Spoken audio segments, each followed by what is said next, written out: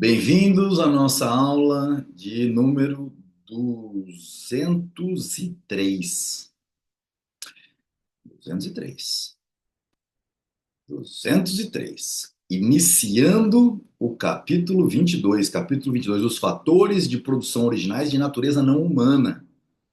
Item 1, observações gerais relativas à teoria da renda. Observações gerais relativas à teoria da renda. Fatores de produção originais de natureza não humana. Vamos entender o que Mises quer tratar com este capítulo, capítulo 22. Já andamos 72,5% do livro, hein? Este grande livro, essa obra magna, né? O conceito de renda, formulado por David Ricardo em sua teoria econômica, já procurava resolver os problemas que a economia moderna aborda por meio da teoria da utilidade marginal. Então, foi segundo Fetter, Encyclopedia of the Social Science, a Enciclopédia das Ciências Sociais, volume 13, página 291, uma teoria da marginalidade mal formulada.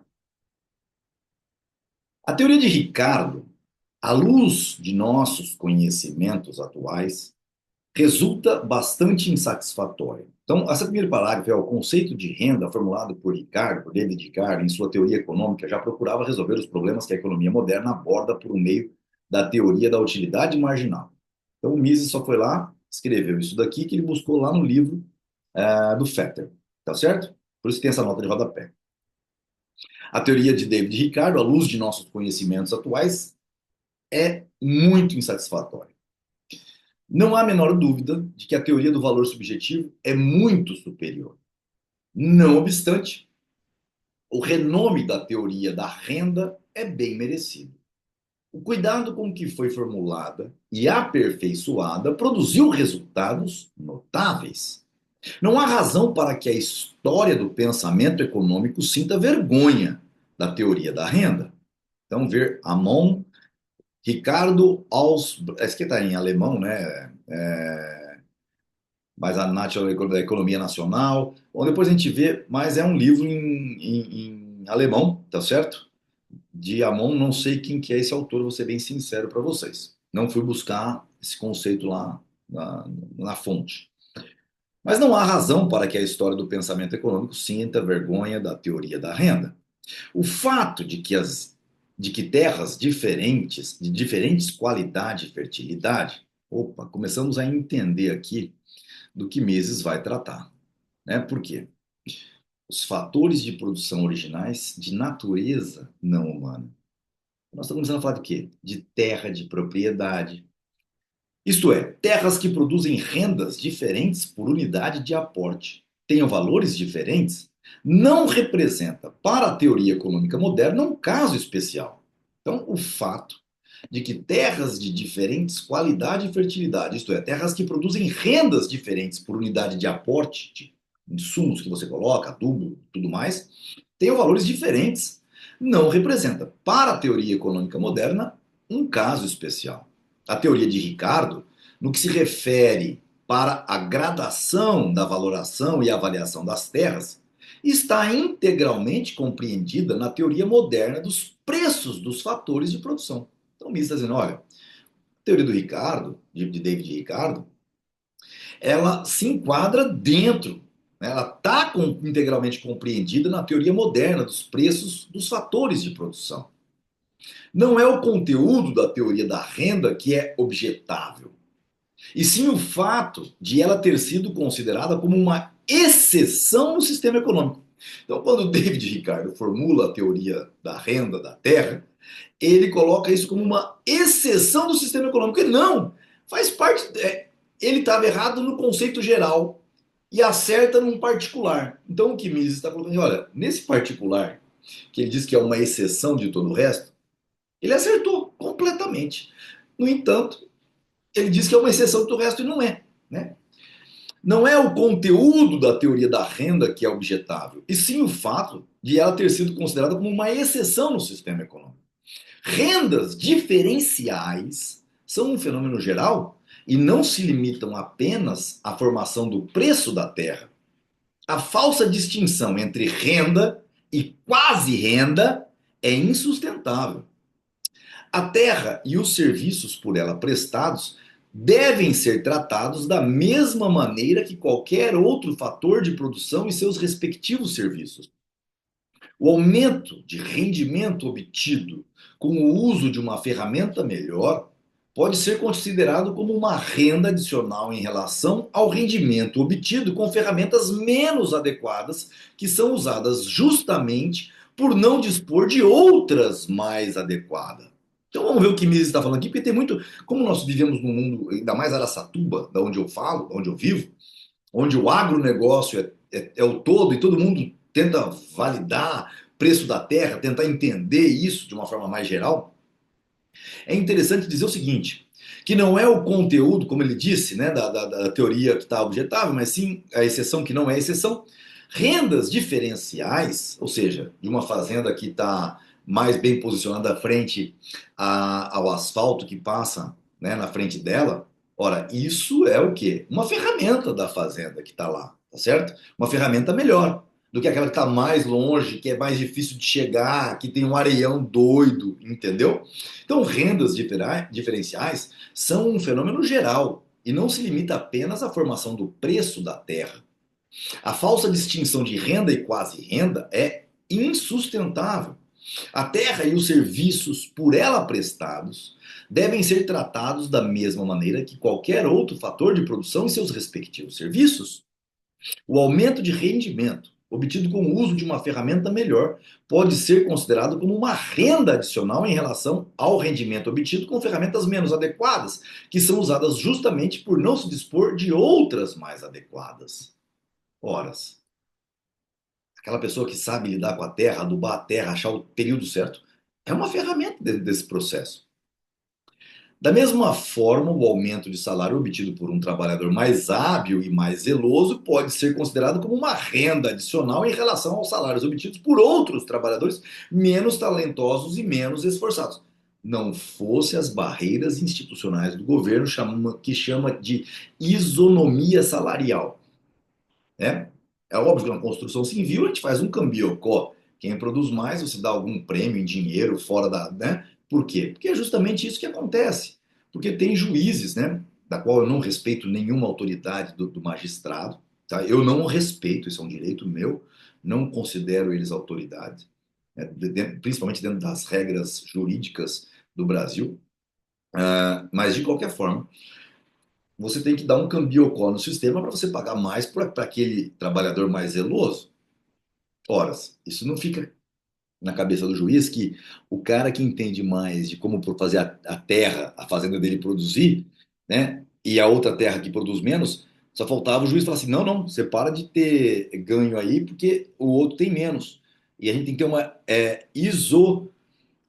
isolucratividade por ao quê? Não faz o menor sentido. O mundo passaria fome. Mas eu acredito que o juiz de direito seja motivo de dó, né? A menos deles dar uma canetada e mandar te prender. Eles são os chefes da máfia. Pois bem, os problemas que o conceito de renda pretendia resolver foram, na sua maior parte, provocados pelo emprego de uma terminologia inadequada. As noções gerais embutidas na linguagem comum e no pensamento não científico formaram-se sem que se levasse em consideração as exigências da investigação praxeológica econômica. Entendeu? Aqui, ó, os problemas que o conceito de renda pretendiam resolver foram, na sua maior parte, provocados, os problemas foram provocados pelo emprego de uma terminologia inadequada. As noções gerais embutidas na linguagem comum e no pensamento não científico formaram-se sem que se levasse em consideração as exigências da investigação praxeológica e econômica. Os primeiros economistas cometeram o erro de adotá-las sem maior exame e sem hesitação. Quem se apegar ingenuamente a termos gerais, como terra e trabalho, pode sentir dificuldade em explicar por que uma determinada terra ou um determinado trabalho são mais valorados do que outros. Quem não se deixa iludir por simples palavras e avalia a relevância de um fator pela sua capacidade de atender às necessidades humanas, considera evidente em si mesmo o fato de que serviços diferentes tenham valor e preços diferentes. A teoria moderna do valor e dos preços não se baseia na classificação dos fatores de produção em terra, capital e trabalho. A distinção fundamental que faz é entre bens de uma ordem mais elevada e bens de uma ordem menos elevada, entre bens de produção e bens de consumo. Encerra-se aí. Ao distinguir entre os fatores de produção, os fatores originais, aqueles que são fornecidos pela natureza, né? Ao distinguir entre fatores de produção, os fatores originais fornecidos pela natureza, dos fatores de produção produzidos, os produtos intermediários, e, por sua vez, entre os fatores originais, os fatores não humanos, externos, dos fatores humanos, trabalho, a ciência econômica moderna não fragmenta a uniformidade com que considera a determinação dos preços dos fatores de produção. Ou seja, a ciência econômica moderna, para o todo, não fragmenta a uniformidade com que considera a determinação dos preços dos fatores de produção. A lei que rege a determinação dos preços dos fatores de produção é a mesma, qualquer que seja a sua classe ou tipo. O fato de que os diferentes serviços prestados por tais fatores sejam valorados, avaliados e tratados de maneira diferente só pode surpreender as pessoas que não chegam a perceber essas diferenças na sua capacidade de prestar serviços. Quem não é capaz de perceber o mérito de uma pintura por achar estranho que um colecionador pague mais por um quadro de Velázquez do que por um quadro de um artista menos bem dotado, para um conhecedor, isso é evidente em si mesmo. Só ler de novo que ficou meio estranho, né? Quem não é capaz de perceber o mérito de uma pintura pode achar estranho que um colecionador pague mais por um quadro de Velázquez do que por um quadro de um artista menos bem dotado. Para um conhecedor, isso é evidente em si mesmo. O agricultor não se surpreende com os maiores preços ou aluguéis que um comprador ou um arrendatário pagam por uma terra mais fértil. Os antigos economistas embaraçaram-se diante desse fato, única e exclusivamente porque relacionavam como um termo geral terra, negligenciando as diferenças de produtividade. Esse é o ponto.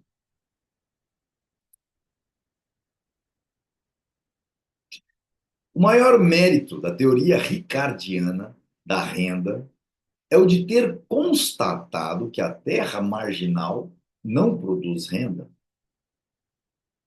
A partir dessa constatação, bastaria mais um passo para descobrir o princípio da subjetividade do valor.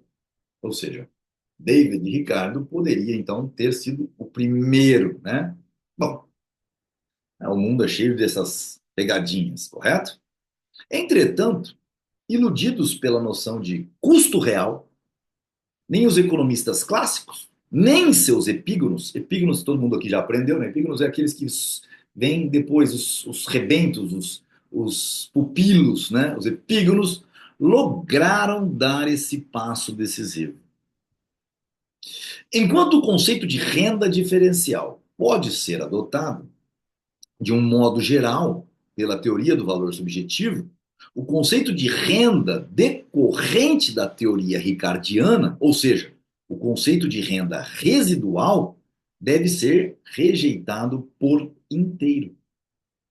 Tal conceito residual baseia-se na noção de custo real ou físico, que não faz nenhum sentido no contexto da explicação moderna dos preços dos fatores de produção.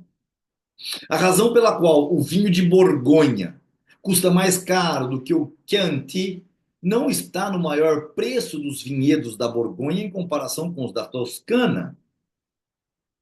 A causalidade é no sentido inverso.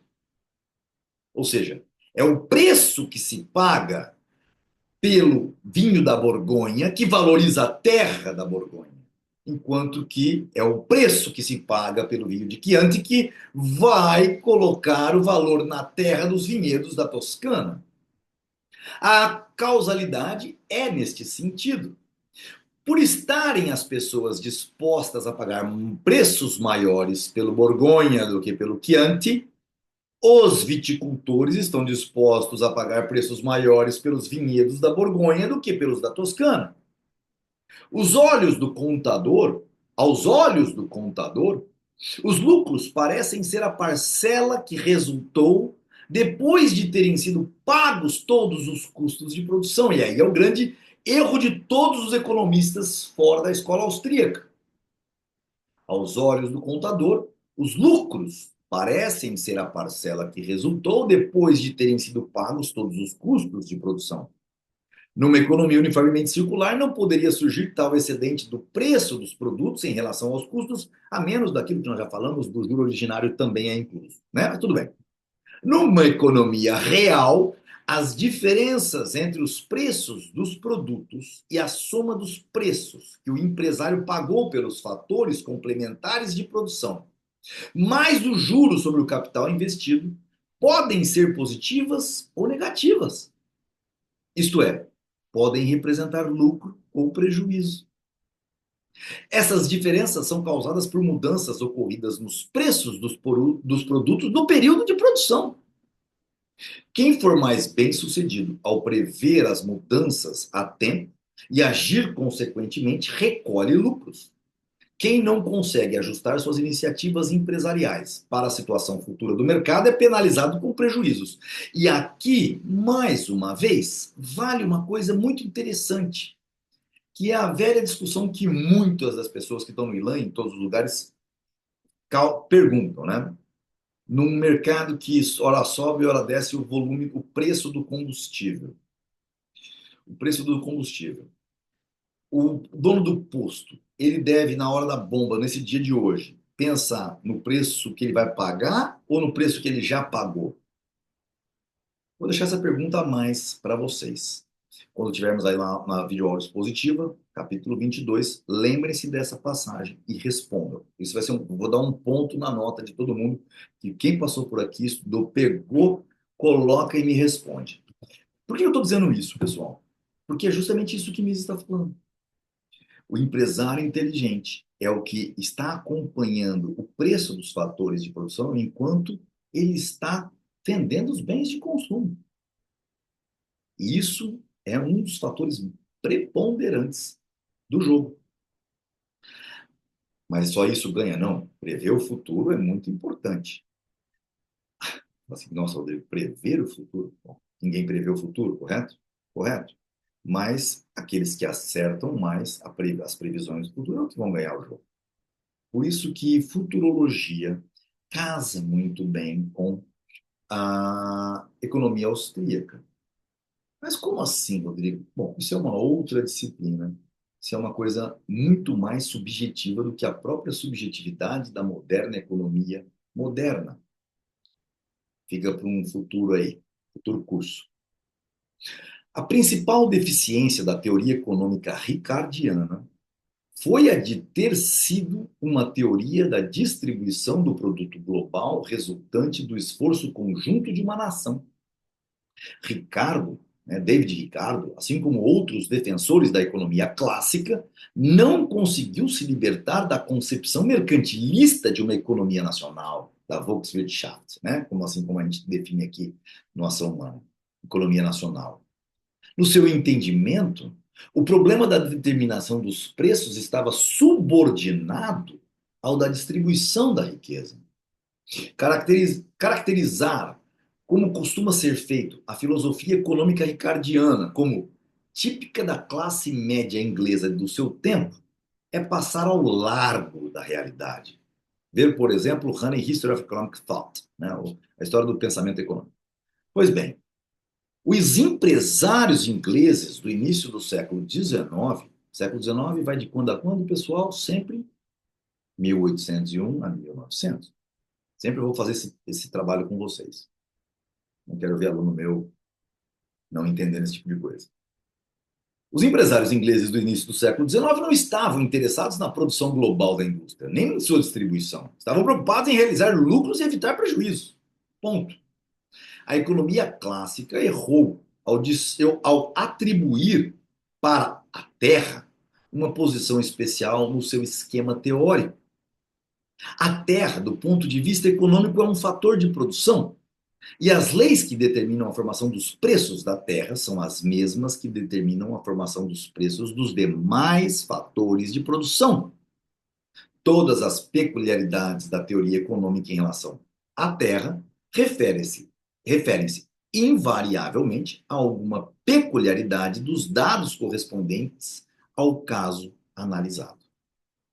Encerramos aqui nossa aula de número 203 e vamos para a próxima aula. Esse é um capítulo, se não me engano, bem curtinho, maravilhoso, né? Mas que vai colocar alguns conceitos práticos da economia, debatendo a economia clássica e seus erros. E é uma grande, grande oportunidade, nesse capítulo principalmente, para o agronegócio. Espero que quem assista indique o curso, indique principalmente esse capítulo para o pessoal do agro. Tá certo? Até a próxima aula.